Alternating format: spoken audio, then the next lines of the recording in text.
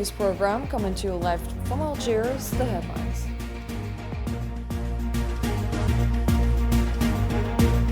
New Israeli massacres kill 59 Palestinians and 18 others waiting for aid near U.S. distribution center in Gaza.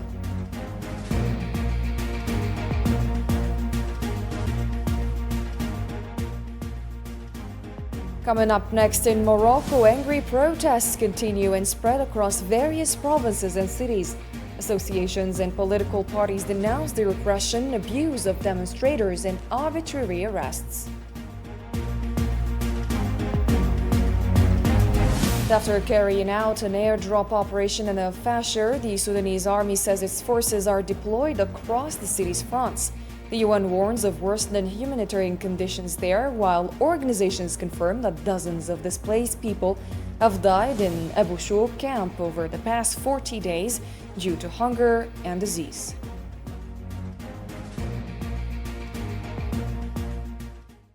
Welcome to the details. First, 59 Palestinians were killed and others wounded in Israeli airstrikes and shelling that targeted civilians across different areas of the Gaza Strip since dawn on Tuesday. Medical sources in Gaza hospitals reported that Israeli warplanes struck displaced people and those waiting for aid in several parts of the Strip, resulting in 59 deaths and multiple injuries since dawn.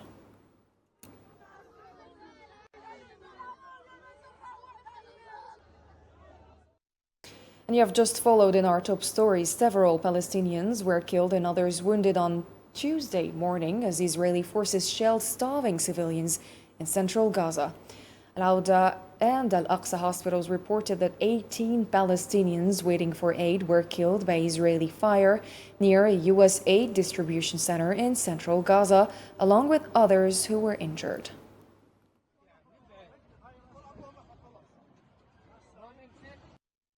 The Palestinian Ministry of Health in Gaza announced Tuesday that the total number of victims of Israel's starvation policy and malnutrition has reached 453 martyrs, including 150 children. In its statement, the ministry explained that since the Global Hunger Monitoring Observatory declared famine in Gaza, 175 Palestinians, including 35 children, have died of hunger.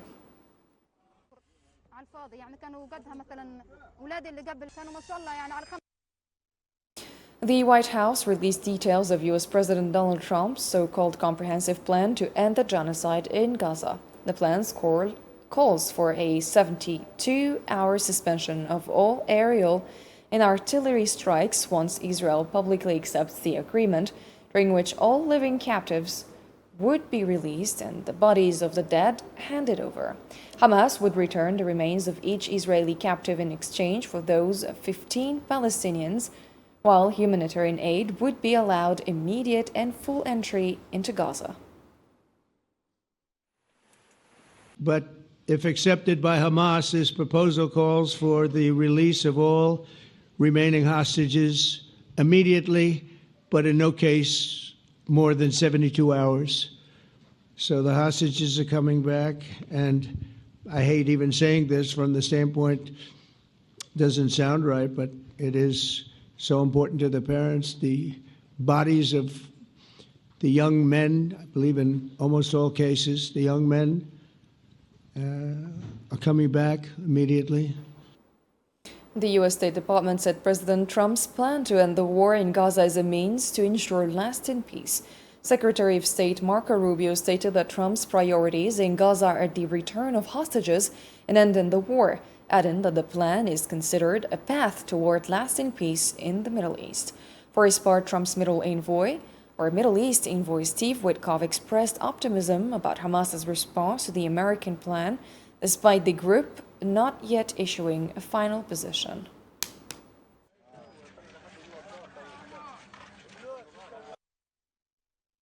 Qatari Foreign Ministry spokesman Majid al-Ansari said that his country had submitted a plan to Hamas to end the war on the Gaza Strip. In a press conference held on Tuesday, al-Ansari explained that the movement's negotiating delegation promised to study it, adding that it was still too early to provide an official response. Perhaps a قامت دولة قطر وجمهورية مصر العربية يوم أمس من خلال Yesterday, through meetings held here in Doha with the Hamas negotiating delegation, the State of Qatar and the Arab Republic of Egypt submitted the plan. The negotiating delegation promised to study it responsibly, which is what is happening now. Even today, there will be another meeting with the Turkish side, also with the negotiating delegation, with the aim of consulting on this plan and push towards, as we said, an end to the war through this plan. كما قلنا نهاية لهذه الحرب من خلال هذه الخطة. And the Gaza government media office said Tuesday that Trump's plan to hold a genocide in Gaza is an attempt to legitimize the occupation and strip Palestinians of their rights. Its Director General Ismail Thawbata stated that the only path to ending the war is halting the aggression, lifting the blockade, and securing international recognition of the right to establish a Palestinian state. What is referred to as Trump's plan to stop the war in Gaza does not constitute a genuine solution, but rather an attempt to impose a form of guardianship that legitimizes the occupation and strips the Palestinian people of their national, political, and human rights. The only path to ending the war is seize the aggression, lift the siege, and halt the genocide, while guaranteeing the Palestinian people's rights to freedom, independence, and self-determination, along with international recognition of the right to establish a Palestinian state. Any proposals that disregard these rights and treat Gaza as a sovereignty-stripped entity under international administration are entirely rejected by the collective national consciousness of the Palestinian people. Hamas Political Bureau member Hussam Badran on Tuesday called for a complete end to the war in Gaza, stressing the need for Israeli forces to withdraw from the Strip. In a press statement, Badran said Hamas is open to all ideas and proposals without compromising on national principles, affirming that the Palestinian people's right to resist is legitimate and consistent with international law.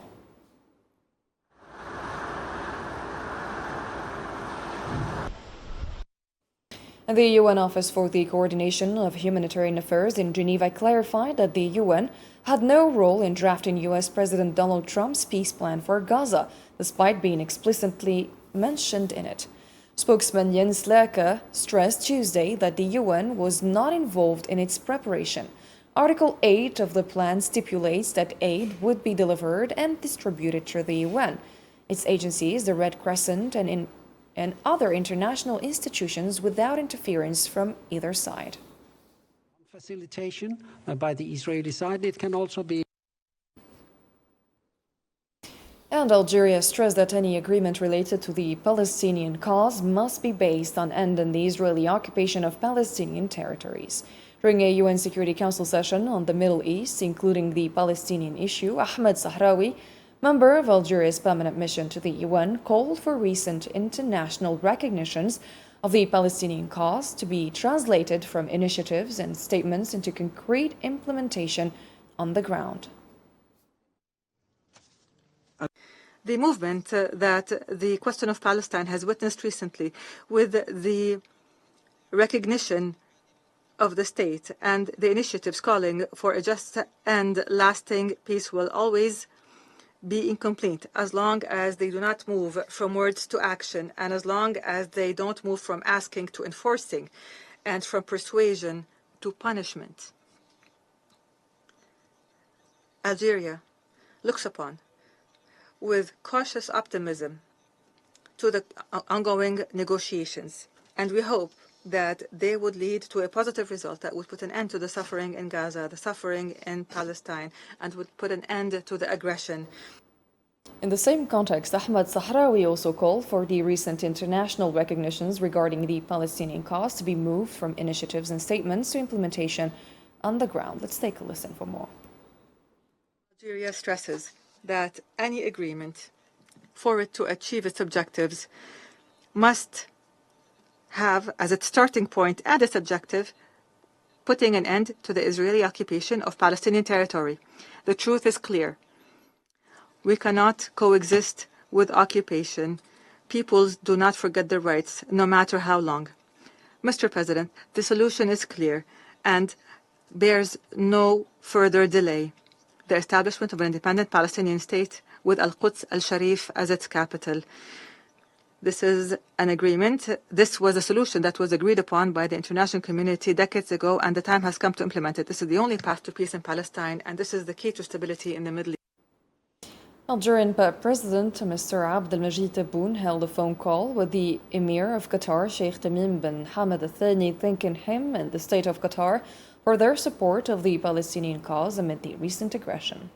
According to the Algerian presidency, President Tebboune urged Sheikh Tamim to continue these efforts until relief is secured for the Palestinian people. The two leaders also discussed their strong bilateral relations and agreed to meet soon.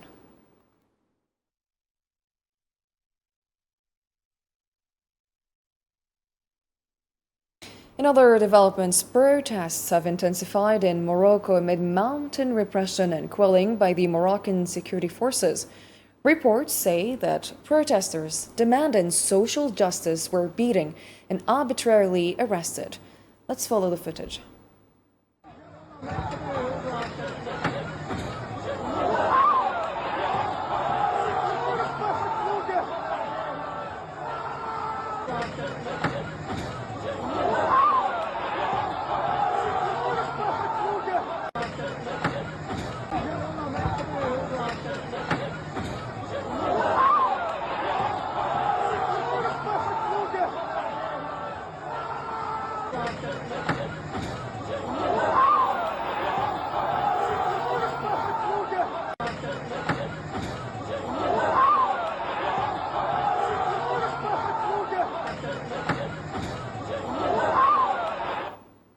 Morocco's Gen Z takes to the streets for a fourth day, denouncing crumbling health, education, and economic conditions, with chants for freedom and dignity as anger mounts over government silence. Hossam Barkan has more details in this report.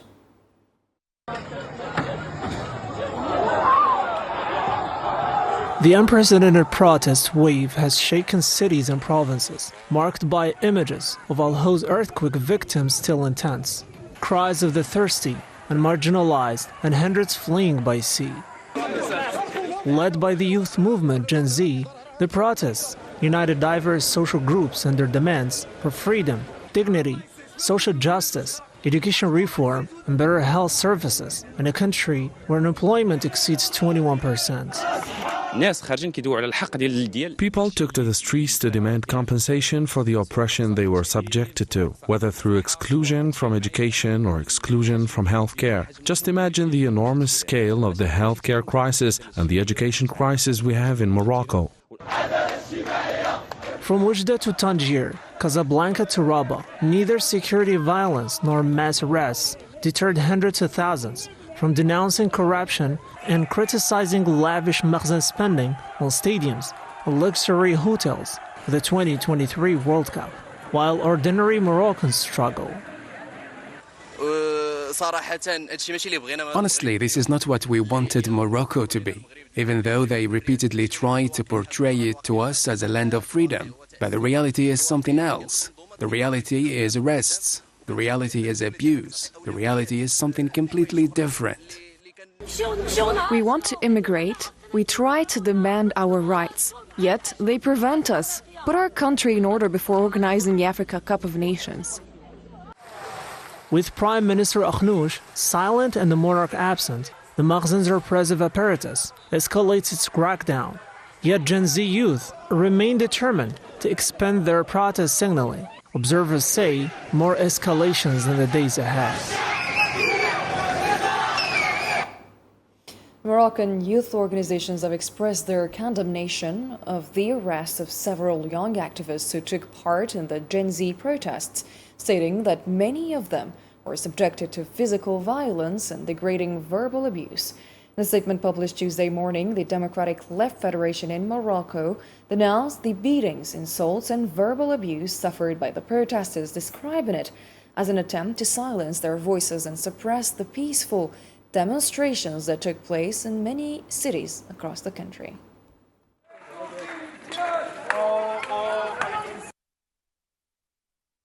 The Democratic Left youth is following with deep dismay and great concern the painful events unfolding in our country during this difficult period, We strongly condemn, in the harshest terms, the arbitrary arrests that have affected a large number of citizens.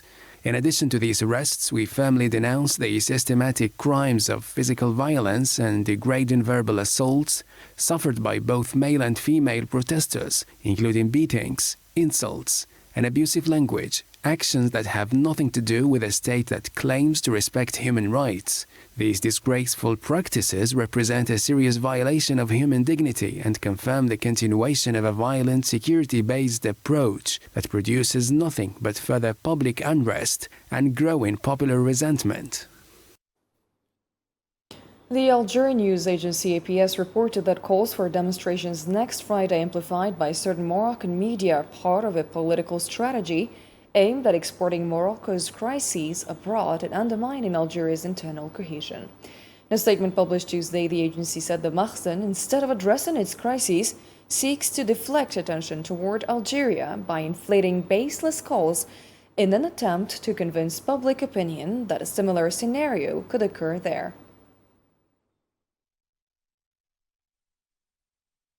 The calls for demonstration in Algeria announced for Friday, October 3rd by a group calling itself Gen Z 213 and amplified by some Moroccan media outlets, as well as by the Gen Z 212 group, is not part of purely social demands, but it is part of a political strategy aimed at exporting Morocco's crises abroad and trying to deal a blow to the cohesion of the Algerian domestic front. Instead of confronting these structural crises, some of the Makhzen's media mouthpieces prefer to divert the attention towards Algeria by amplifying unfounded calls in an attempt to delude public opinion that a similar scenario could occur in Algeria.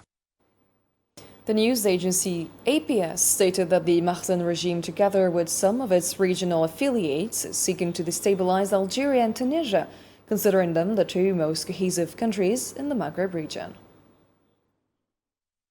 Through desperate moves, the Makhzen and some of its regional affiliates are seeking to destabilize the two mostly bound countries in the Maghreb region, namely Algeria and Tunisia. But this conspiracy will not succeed, as it is nothing more than an attempt to compensate for Morocco's internal fragility by targeting its neighbors. The Makhzen will not succeed in turning its illusions into facts. Algeria is not Morocco, and it possesses the political, social, and historical resources to ensure the protection of its cohesion in the face of all attempts of foreign interference.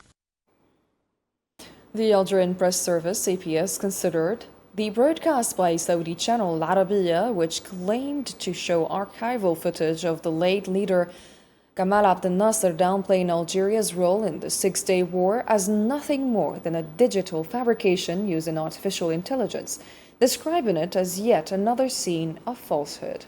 In a statement, the agency questioned which parties fear the growing rapprochement between Algeria and Cairo, adding that it is no coincidence that Algeria has once again become the target of malicious campaigns, giving its diplomacy rooted in principle, solidarity with peoples, and support for just causes. Who fears the agreement between Algiers and Cairo? Who fears the positions of Algiers and Cairo? And who fears that President al-Sisi's call for a united Arab front comes true? That exert is but a digital fabrication through artificial intelligence in a new scenario of lies. If Abdel Nasser had said such words, they would have made their way through to global media, official archives, or his well-known statements, but they literally don't exist. It is not a coincidence that Algeria is targeted again by malicious campaigns. Since independence, Algeria has adopted a diplomacy based on principles, solidarity with peoples, support of just causes, and refusal of imperialist dictates. And four United Nations Special Rapporteurs sent a strongly worded letter to Morocco's ambassador expressing deep concern over the Makhzen's continued prosecution or persecution of Sahrawi human rights defenders. The rapporteurs urged the Moroccan government to allow Sahrawi defenders to peacefully advocate for their right to self-determination without fear of retaliation.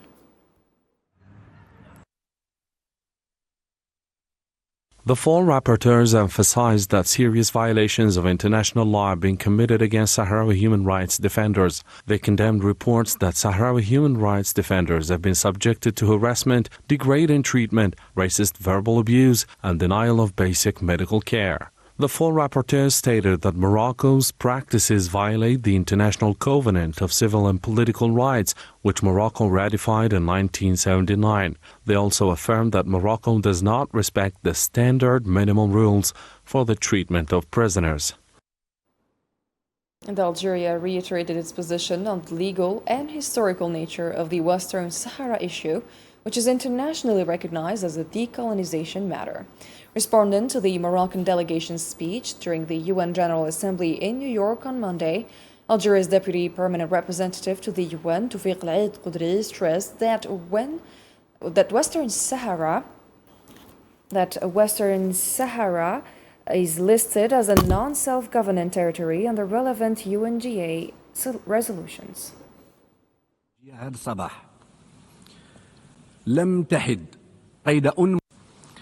The intervention delivered this morning by the Minister of State, Minister of Foreign Affairs of Algeria, did not deviate in the slightest from the legal and historical parameters agreed upon by all within the United Nations, nor from the UN doctrine on decolonization regarding the question of Western Sahara. However, since the esteemed Moroccan delegation chose to exercise the right of reply to Algeria's statement, it is an opportunity for us to respond to some of the points raised by the Honorable Moroccan delegation. The delegation referred to the issue of registering the question of Western Sahara at the United Nations as a decolonization matter. I'm therefore compelled to recall certain legal and historical landmarks and parameters on this specific point.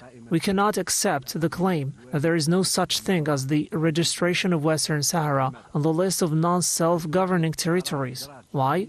Because the decision to include any territory on the list of territories subject to decolonization rests within the member states responsible for administering those territories in accordance with the Charter and with the Resolution 1514. He also pointed out that the UN Security Council addresses Western Sahara as a matter of international peace and security, but this does not strip the issue of its legal character as a decolonization case. The treatment of the question of Western Sahara in the Security Council as a matter of international peace and security, and in all of the Council's resolutions, does not waive or exempt the General Assembly, the Fourth Committee, or the Special Committee on Decolonization, Committee of 24, from continuing to address the question of Western Sahara as a decolonization issue. Algeria's Deputy Permanent Representative to the UN stressed that Algeria addresses the Sahrawi issue as a responsible UN member and concerned neighbor, emphasizing that the solution lies in negotiations between the Polisario Front and Morocco. Since the Moroccan delegation referred to Algeria and questioned why Algeria speaks about the issue of Western Sahara, let me clarify. First, Algeria is a responsible member of the United Nations. Algeria speaks out on all just causes. Second, Algeria is a neighboring country and an observer directly concerned with what happens in its regional environment.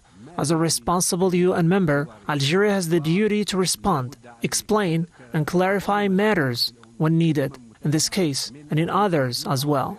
If the Moroccan delegation insists on portraying Algeria as a party to the conflict, then Algeria reiterates, as the Minister of State and Minister of Foreign Affairs said this morning, negotiate with the actual party concerned. There must be direct and conditional and good faith negotiations between the Polisario Front, the concerned party, and the Kingdom of Morocco, the other concerned party, in order to resolve this issue.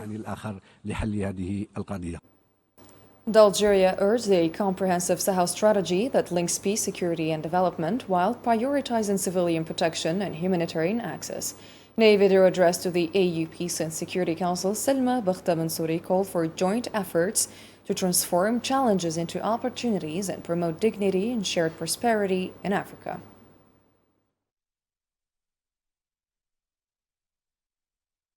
The military solution alone has not and will not be sufficient to address the crises in the Sahel region. We stress the importance of adopting a comprehensive and integrated approach based on strong linkage between peace, security, and development, granting priority to the protection of civilians, ensuring smooth and secure access to humanitarian assistance, and promoting opportunities for education, as well as social and economic development for the benefit of the people. The current challenges facing the Sahel region represent a test of Africa's ability to implement the principle of African solutions to African problems. Therefore, we call for the united efforts in order to transform these challenges into opportunities that bring direct benefit to the African peoples and consecrate the values of legitimacy, dignity, and shared prosperity. In Sudan, the 6th Infantry Division in Al-Fashir affirmed that the situation in the city is stable and that its forces are fully prepared, deployed across all fronts following the Army's first airdrop in more than a year and a half. In statements to All24 News on Tuesday, the official spokesperson of the 6th Infantry Division in Al-Fashir, Asya Al-Khalifa, confirmed that the armed forces and their allied units in all their formations managed to repel an attack by the Rapid Support Forces earlier this week. As of today, Tuesday, 30th of September, the situation is calm and our forces are still continuing their deployment on all axes. Thanks to God, our armed forces and the supporting forces from the joint forces, as well as the mobilized, the police and the secret agents in all the supporting forces on the battlefield were able to stop 4 attacks from the RSF. So the forces were able to repel these attacks, causing massive material and human losses on the ranks of the enemy. And the UN Office for the Coordination of Humanitarian Affairs, OCHA, warned that the humanitarian situation in Al-Fashir, capital of North Darfur, is deteriorating day by day amid escalating fighting in the city. In a statement released Tuesday, OCHA said anyone trying to leave Al-Fashir is exposed to violence, harassment, and looting along the city's unsafe roads. The office renewed its call for safe corridors to be secured for those wishing to move to other cities in accordance with international humanitarian law.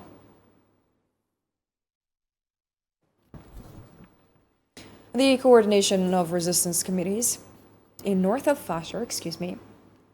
Darfur reported that more than 95 displaced people have died in recent weeks at Abu Shouk camp due to hunger, disease, and lack of healthcare and basic services. In a statement Tuesday, it said the victims included over 73 children under 5 and 22 elderly people over the past 40 days.